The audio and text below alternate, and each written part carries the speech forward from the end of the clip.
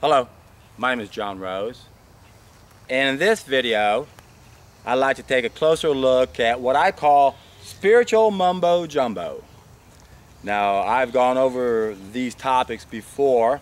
I've explained how we have 10 subsequent needs because we're sick and disconnected, and one of those happens to be our subsequent need for religion and spirituality because we're disconnected. And the problem with 6 of these 10 subsequent needs is they can also be used against us, and that's what's happened with us, is that certain religions and spiritual practices have been infiltrated and are actually used to take away our responsibility. And I did quite a few videos on this already, that I started a playlist on our belief system, and I've done so many videos I haven't come close to updating my belief system and creating all the ones I should. In fact, if you guys want to help me, why don't y'all submit to me some of your playlist of what you think are related videos, and I'd really appreciate that. I could put that together. But getting back to what I want to talk about here is how we can be diverted and distracted so easily by thinking that the real solution isn't X, it's Y. And this is not very easy for most of us. In fact, if you really don't understand what's causing all of our problems, you're always going to struggle truly understanding whether or not the story you're being told is really an answer to anything. So I love studying people who think they have a solution for our problems. If someone's out there saying, this is the solution, I want to hear what they have to say. If they don't offer a solution, then if I have time, maybe I'll go down that rabbit hole. I love playing with puzzles. But there's a time to be distracted and there's a time not to be distracted. Is it good for us to know that we're being lied to? Of course it is. There's a lot of crimes that have committed, and we need to come to the bottom of all those, right? Well, not necessarily. If we can go upstream and figure out why people are falling in the river, maybe we won't have to worry about all this downstream work. So we do have to go upstream and we do have to go downstream, but we have to be particular about the downstream work we do. Now, when we go upstream, some people are going to argue saying, no, that's not the fall of mankind. That's not the mistake we made. Our mistakes came from seeking sensations from our 5 senses. Well, I've given this a little bit of thought. And that's a very vague statement. It's sort of a pet peeve of mine when people say something like, well, you ate from the tree of knowledge. What does that mean?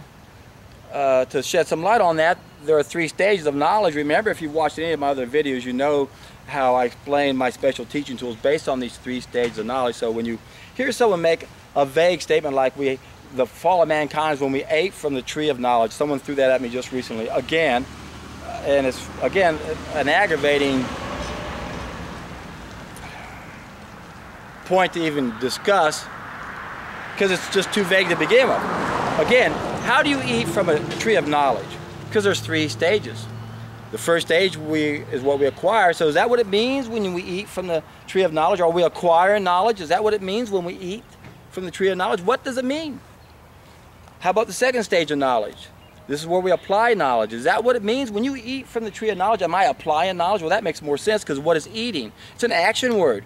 Remember the 3 stages: thoughts, actions, reactions. Okay, so if eating from the tree of knowledge would be anything, I guess it would be in the second stage of knowledge.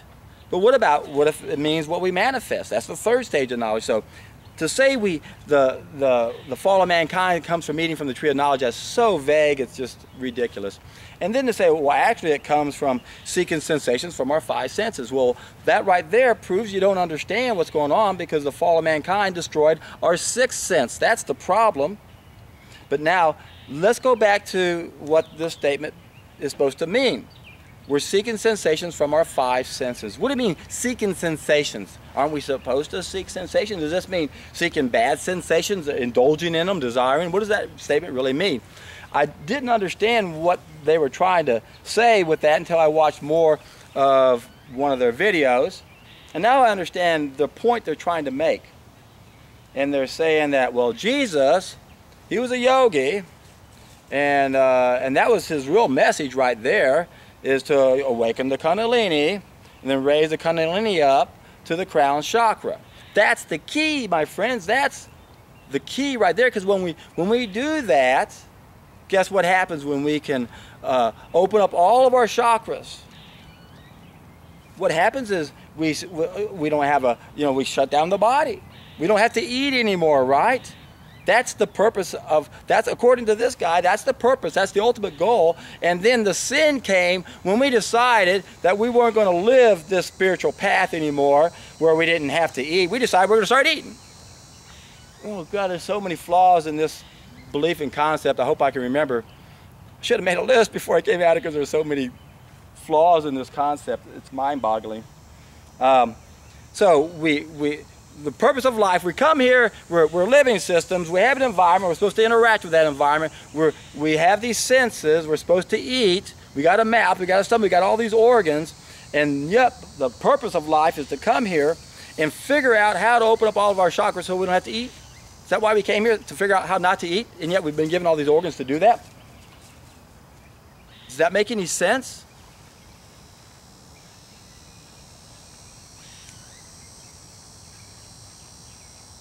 Think about what's being proposed here. That's the solution. And the point here is if we can have this spiritual birth, if we can do that, guess what happens? We don't have to reincarnate anymore. We don't have to keep coming back here anymore. So that's the goal to come in this life, is to figure out, or the sin is to not figure out why we can't get off the planet. The fall of mankind is because you don't know how to open up your crown chakra. That's the mistake. And you're eating, you're indulging, you're acting like a living system, like all living systems. You're eating. What's wrong with you? You're a spiritual being. The goal, the purpose for you is to get that kundalini up to that crown chakra so you don't have to eat no more. The sin is eating. No, the sin is eating the wrong food. This is a distraction. It's mumbo jumbo. I haven't even begun to tear this idea apart.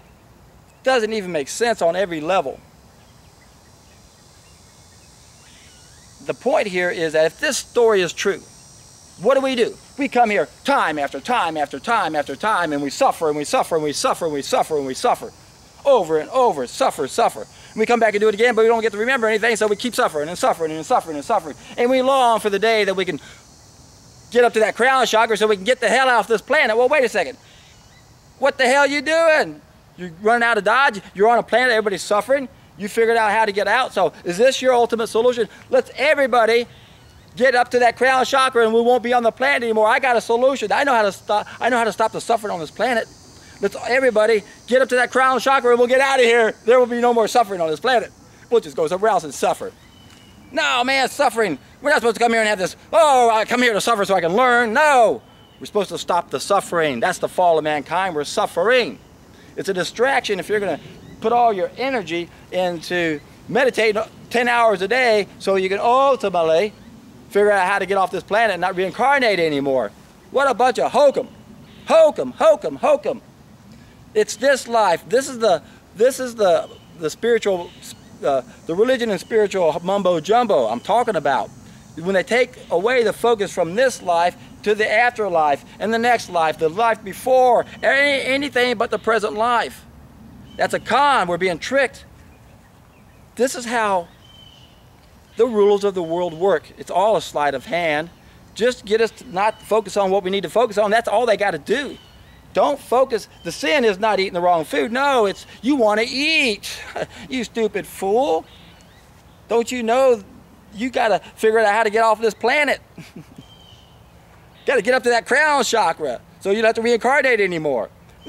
Why are you bailing out on the rest of us if we're suffering?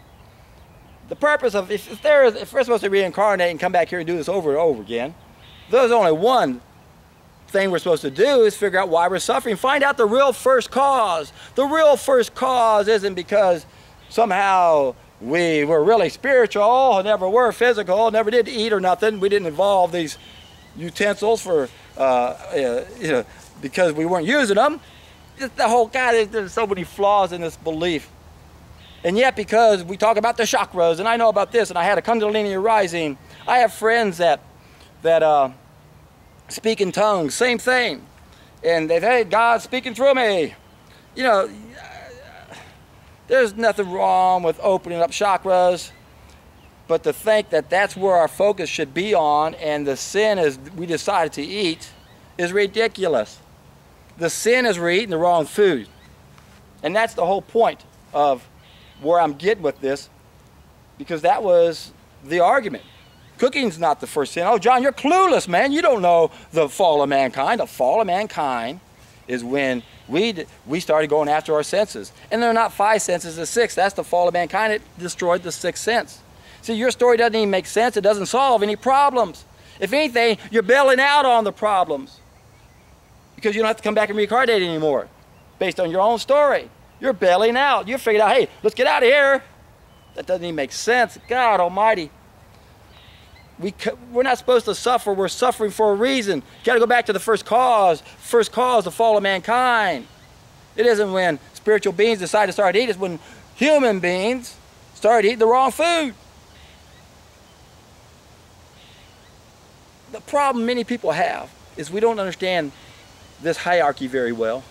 At the base of this hierarchy is the body, the body, the body. Too many people focus on the higher values and the higher parts of this hierarchy, thinking that's all that matters, not understanding the importance of the base. If the foundation isn't solid, what's going to happen to everything else above? It's obvious. So there's only one way to be born again.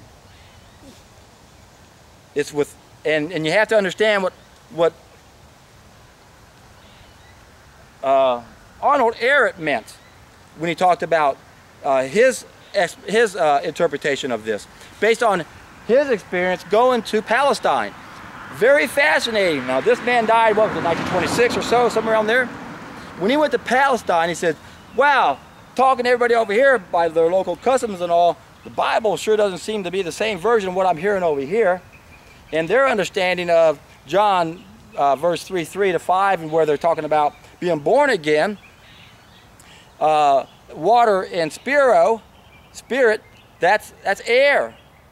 It's not 2 separate births like this guy's saying. Oh, there's a water birth and there's a spiritual birth. The spiritual birth, get that crown chakra going. That's not what it's about. The only way to be born again is to get rid of the serpent that's within inside you. Don't focus on the spine being a serpent. You got a serpent in your belly. That's how you become born again. You got to poop out Beelzebub. You got a demon inside of you. That's the cause of our problems. And why is it there? Because we're eating the wrong food. That's the take-home message here.